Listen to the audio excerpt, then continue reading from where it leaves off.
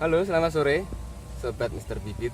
Pada kali ini kita akan membahas tentang atau kita mereview tentang bibit kelapa ya.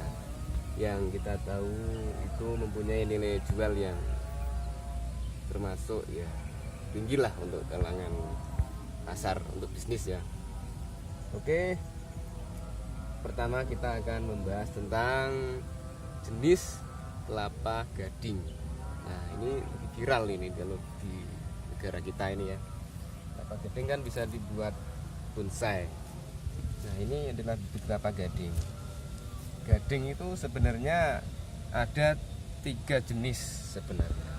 Ini yang bibit gading oranye. Ada yang gading kuning. Bentar, saya akan ambilkan ya. Nah, ini bibit kelapa gading kuning. Ada satu lagi sih sebenarnya, itu bibit kelapa gading hijau. Kalau di daerah Jawa Tengah, di Jakarta itu bisa disebut kelapa puyuh. Biasanya dia sama-sama kecil seperti ini. Kalau sekarang yang paling biru pertama nomor 1 itu yang oranye ini. Biasanya dijadikan bahan bonsai. Bonsai saja itu satunya kalau jadi paling murah itu bisa sampai 100. Atau kalau unik lagi kita membuat ini kerajinannya bisa sampai 500 atau berapa. Sebelum lanjut, jangan lupa subscribe dan aktifkan lonceng notifikasinya. Terima kasih. Nah, ini ya. Biasanya di buahnya itu kecil-kecil yang disebut gading ya. Dan itu kelapa ini bisa tumbuh berbuah maksudnya. Oke, berbuah itu bisa sekitar 4 tahunan. Bisa di daerah tinggian 700 mdpl atau daerah pantai. Karena iklim di Indonesia kan tropis, jadinya ini bisa sesuai. Oke, lanjut. Oke, habis ini kita akan mereview tentang bibit kelapa kopior. Nah, sini ya. Dan sebenarnya emang perlu kita ketahui, kelapa kopior itu kan kelapa yang mengalami sebuah kelainan genetik di dalam tubuh buah itu. Yaitu kelapa itu kalau kita ocak-ocak itu dia seperti butiran pasir. Jadi dia melepas dari cangkang. Itu biasanya enaknya itu untuk buah es jus. Dan ini tuh peluangnya itu ada di es jus. Kalau lebih benefit lagi itu di restoran biasanya. Kita bisa biasanya itu menjual ke restoran kan, orang-orang kan senang kan itu. Ini paling enak itu memakai sirup, biasanya es dan sirup, karena buahnya itu yang pecah-pecah itu. Ini adalah genjah ya. Genjah itu beda dengan kelapa dalam. Kalau genjah itu berbuahnya adalah 3-4 tahun dan buahnya banyak, memang agak kecil daripada kelapa biasa yang 6 tahun namun buahnya besar-besar. Ini namanya genjah kopior. Dan memang kalau kelapa itu lebih enak itu adalah berbuah hijau ya. Oke, nanti bisa kita bahas lagi untuk jenis-jenis buah yang lebih enak. Kalau kopior ada berapa jenis? Kopior ada 4 jenis. Ada kopior Hijau, kelapa oranye, kopior oranye, kopior coklat, dan kopior kuning. Oke, gitu. Lanjut. Oke, kita akan review lagi ya. Ini adalah bibit kelapa genjah entok ya. Kenapa kok dinamakan genjah entok ya? Ini aslinya memang dari daerah sekitar Kebumen, Purworejo, dan sebagian Kulon Progo. Kenapa bisa dikatakan genjah entok? Itu karena dia itu pendek dan berbuah. Seperti entok itu kalau jalan kan gitu kan. Oke. Dan ciri-ciri yang lainnya di batoknya ini dia bulat. Dan ini yang paling penting ya.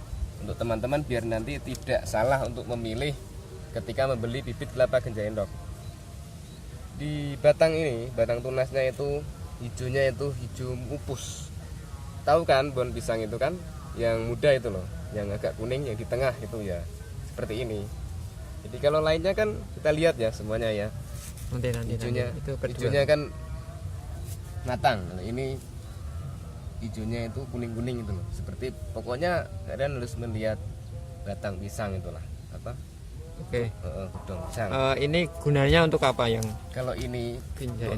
nilai bisnis, nilai jualnya adalah kita bisa menjual ke es-degan atau kalau di sekitar kita ada perusahaan membuat roti, ini sangat bagus sekali digunakan untuk sari rotinya dalam pembuatan roti itu. Oke. Oke, lanjut. Itu.